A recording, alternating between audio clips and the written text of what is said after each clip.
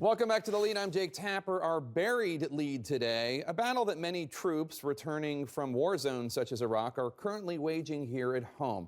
What do we owe our brave men and women who have put their lives on the line to serve their country? It's a moral question at the heart of a desperate fight facing injured vets who are unable to conceive children naturally because of those wounds sustained in combat. These veterans are seeking help from the government. They want to become parents, but the response from Congress right now is, sorry, you're on your own. This week, those wounded warriors took that fight to Capitol Hill. Lobbying on Capitol Hill is not easy for most common citizens, but it's especially difficult for Matthew and Tracy Kyle. Matthew is a paraplegic, and he's here fighting for the rights of other wounded veterans.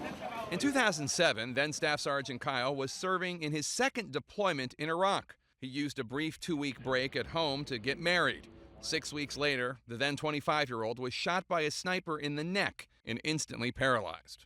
According to the Wounded Warrior Project, Kyle is now one of up to 2,000 recent veterans whose war injuries prevent them from conceiving children naturally. Why was it important for you to have children? The title of dad or mom is probably the best title that any person that walks this earth could have. I didn't want to miss out on having kids with him because I knew, before he was even injured, I knew he'd be an amazing father. He and Tracy decided in vitro fertilization would be their best option, but they found out the VA does not cover the pricey and arduous procedure. Success rates are only around 40%. The cost per cycle averages roughly $12,000. Now, the procedure is covered by the Pentagon for active duty service members, but not for veterans. So that leaves a small window of decision-making time between injury and retirement, one that most are not ready to seize. We were still trying to wrap our heads around the extent of my injury and what my life was going to be like afterwards. We weren't immediately thinking about, well, let's have kids right now. Democratic Senator Patty Murray has introduced a multi-million-dollar amendment to change this discrepancy, one that could go before the Senate as early as this week. With help from the Wounded Warrior Project and others, the Kyles were able to meet with senators this week on Capitol Hill. This is a cost of war. We treat every other injury. It is part of the promise that we make to men and women who serve our country. Previous attempts to remedy this were effectively blocked by Republican Senator Thom Tillis of North Carolina, an ardent foe of abortion. His office maintains that the senator's opposition to abortion has nothing to do with this. He feels it's critical to fulfill, quote, our existing promises to veterans before making new promises we may not be able to keep. Advocates say some anti-abortion legislators oppose IVF because the procedure can result in fertilized eggs not being used. Just to be blunt, it's none of their business what I do with my eggs. For someone to have to, make the decision for me that I can't go about having a family in whatever way that I need to do it, to have a family, it's not unfair. It's not fair. Years ago, the Kyles used their credit cards and went into debt to pay for the procedure.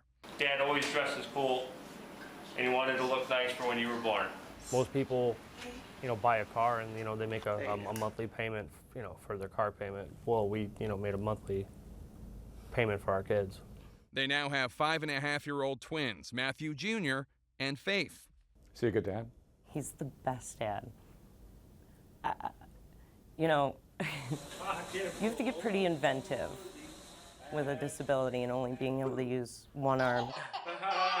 But he does do it. He taught the kids how to ride their bikes. He made this thing that hooked onto his chair and then hooked onto the back of their bike. Spent hours doing it. I have seen so many moments with our kids that carry me through the day, that I see carry him through the day. Everybody should have that moment in their life. They're here in Washington this week to fight for other veterans to have the same chance to have a family like they do, this time with support from the nation they served. In a statement to CNN, the Department of Veterans Affairs said, quote, including IVF in the medical benefits package would be consistent with the Department of Veterans Affairs' goal to restore the capabilities of veterans and to improve the quality of veterans' lives, unquote. Translation, Congress, get your act together.